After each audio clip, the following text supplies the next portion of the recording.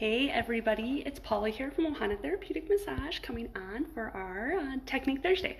And this Thursday we are going to talk about a muscle that is usually really injured in whiplash injuries, which is the sternocleidomastoid. And so for those of you who may not be familiar with the human body or the anatomy of your muscles, the sternum down here, clavicle right next to it, mastoid up here in the back of your neck. And so I'm going to turn the screen around and show you it on our lovely diagrams here.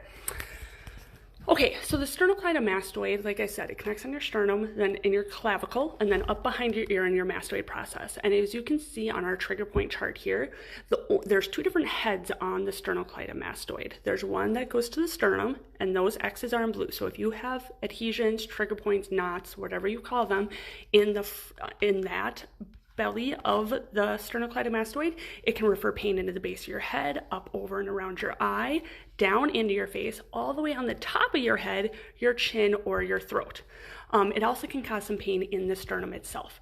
And then the other head, which is the back one that connects to your clavicle, can refer to ear pain, and then that pain behind your eyes. A lot of times when I work with people who have a lot of problems in this area, I kind of refer to it as that headache, that if you could just gouge your eyeball out, the headache would go away. Usually this muscle is responsible when that's going on. And so I'm going to turn it around here, and we're going to come over here. Now, like I said, it's right here. Mine usually pops out a lot more given the fact of how many whiplash injuries that I've had, but I just got back from treatment in Duluth. And so it's not bugging me today as much because we did a lot of neck work today, which was very helpful for me. But when you get in a whiplash injury, your head goes back and it rips those front fibers of the sternocleidomastoid, and then your head goes forward and it rips the back aspects, and then if your head goes back again, it re-rips the front aspects of that sternocleidomastoid. And so a lot of times you'll either get a lot of restrictions right up here in the mastoid process where it feels really, really hard or tender right behind the ear here, behind the jawline, or it'll be bulgy and actually kind of stick out right through here. And so when we treat it in the office, it depends on how you're treating it, whether you're using like deep tissue techniques or trigger point therapy, or if you're doing mouthwash or release or something like that, it'll kind of vary on how you treat it. But when we do it, we have to angle your head a certain way because you do have a jugular vein right under there that we don't want to mess with too much. And so you kind of turn your head off to the side until that muscle kind of sticks out a little bit, and then we just kind of gently pinch it.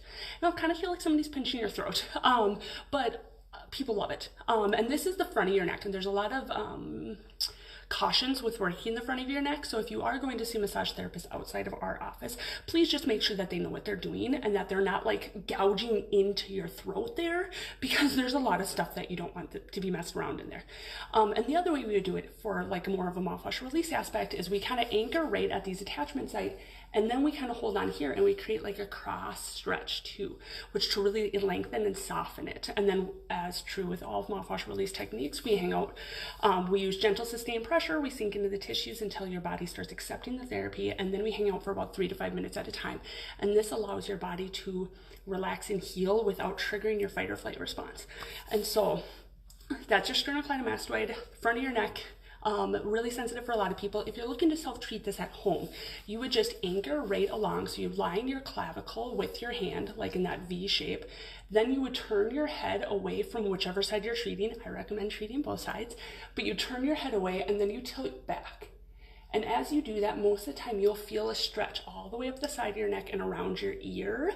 And that means that you're really engaging that sternocleidomastoid. And so you would, like I said, have your hand on your chest, turn your head away, and lean your head back. Allows for a stretching, a really, really nice stretch on that. If you're doing just a traditional stretch, you can hang out for 15 or 30 seconds. But if you're trying to do that mouthwash release stretch to make sure you get really deep into the fibers and the layers of the connective tissue, hang out for 3 to 5 minutes at a time. Set your egg timer if you need to, because it's worth it. I promise. Okay, so there's our sternocleidomastoid. It can be injured in any sort of whiplash injuries, car accidents, slip and falls, where you bang your head on something. If you're walking down the stairs and you bang your head on something, you can also injure it that way. And so there's a lot of that kind of stuff. So if you have any questions, comments, concerns, put them in the comments below. And otherwise, we will see you next week. Have a great weekend, guys.